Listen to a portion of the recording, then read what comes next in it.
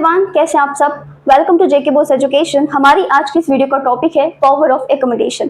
Power of accommodation जो कि जुड़ा है आई लेंस की फोकल लेंथ बढ़ाने एंड घटाने से। ठीक है, जनरली हमारी ह्यूमन आई का टॉपिक है। अगर हम बात करें, हमारे प्रीवियस वीडियो में था, हमने कवर किया है ह्यूमन आई के पार्ट्स, उसकी फंक्शनिंग, और उसी की फंक्शनिंग में एक चीज आती है that is power of accommodation. अब पावर ऑफ एकोमोडेशन क्या होता है, पहले हम इसकी एक जर्नल डेफिनेशन देखते हैं।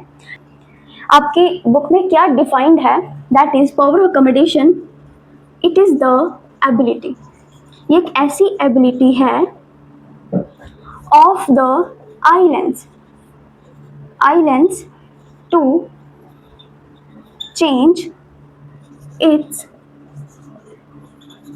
फोकल लेंथ, ताकि क्या बन सके, to form a sharp image of objects on the retina। ठीक है, ये एक जर्नल डेफिनेशन है आपकी पावर ऑफ एकोमोडेशन की।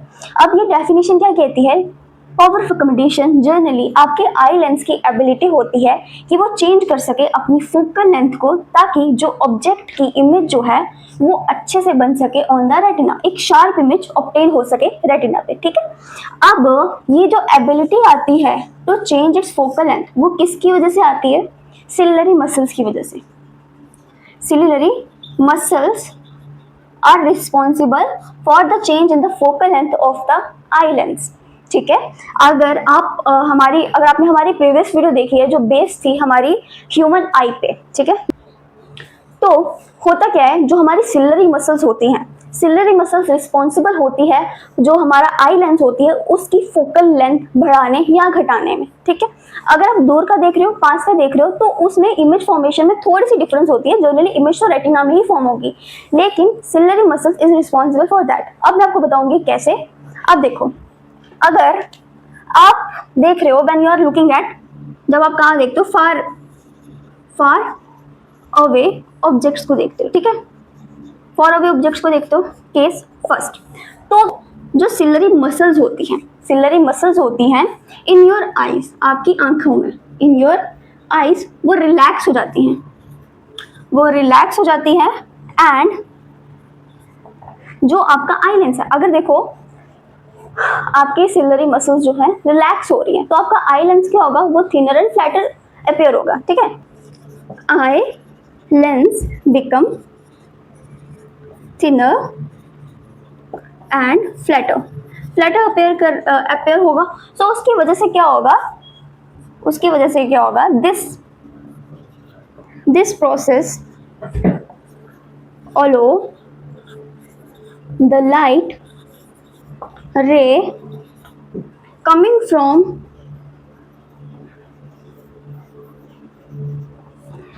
from distant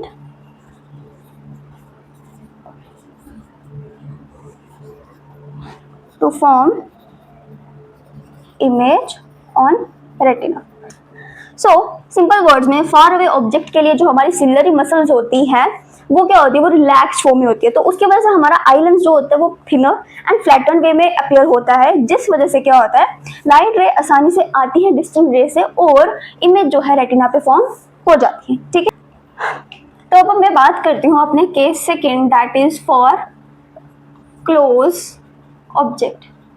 अब इस केस में क्या होता है, जो आपकी सिलिलरी मसल्स होती हैं, सिलिलरी मसल्स जो होती हैं, लाइक अगर आप किसी पास की ऑब्जेक्ट को देख रहे हो, ठीक है, तो अगर वो ज्यादा पास है तो आप क्या करते हो, आपकी जो आईज होती है वो ऐसे स्लाइटली बंद हो जाती है। ठीक है, उस केस में क्या होता है, जो आपकी सिलिलरी मसल्स होती हैं वो कॉन्ट्रैक्ट होती हैं, एंड जो आपका आई लेंस होता है वो appear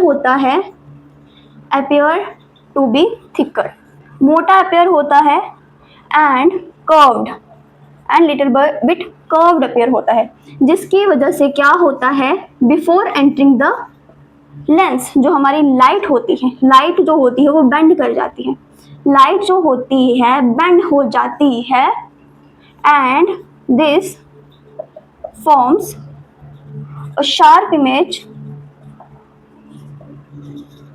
image of object on retina. ठीक है, और वो जो होती है वो एकदम क्लियर होती है। सिंपली जब आप ऐसी चीजों को देख रहे हो जो बिल्कुल आपके क्लोज है, ठीक है, when you are looking at the objects which are placed close to you, आपके सिलियरी मसल्स कॉन्ट्रैक्ट करेंगी, ठीक है, कॉन्ट्रैक्ट करेंगी होने के बजाय वो अपीयर होता है थिकर एंड कर्व। इस थिकर एंड कर्व्ड चीज की वजह से जो लाइट रे ऑब्जेक्ट से आ रही होती है वो बेंड हो जाती है, मतलब लाइट रेज जो होती है वो बेंड हो जाती है। इस बेंडिंग की वजह से क्या होता है, जो इमेज फॉर्म होनी होती है ऑब्जेक्ट की ऑन द रेटिना वो शार्प एंड क्लियर होती है, ठीक है, इज दैट क्लियर। अगर मैं बात करूं पावर ऑफ एकोमोडेशन, मैं far point and near point की बात कर रही हूँ, ठीक है। अगर एक नॉर्मल पर्सन होगा, एक नॉर्मल पर्सन होगा जिसकी आईज एकदम ठीक है, ठीक है, उसके लिए far point and near point क्या होगा, ठीक है। ये पावर ऑफ एकोमोडेशन से हमें डिफेक्ट्स का भी पता चलता है, राइट। जब हम डिफेक्ट पढ़ेंगे तो वहां पे हम देखेंगे far point and near point में डिफेक्ट होने की वजह से हमारी आईज में कौन कौन सी प्रॉब्लम हो सकती हैं, लाइक मायोपिया एंड हाइपरमेट्रोपिया इन्हीं डिफेक्ट की वजह से होता है, ठीक है। अब नॉर्मल पर्सन के लिए जो फार पॉइंट है वो होता है इन्फिनिटी, क्या होता है, इन्फिनिटी, ओके। और जो नियर पॉइंट होता है वो होता है 25 सेंटीमीटर, ओके। अब इस नियर पॉइंट को हम क्या बोलते हैं, near point of the eye, near point of the eye, या it is called least distance, it is called least distance of distinct vision, okay, least distance of distinct vision.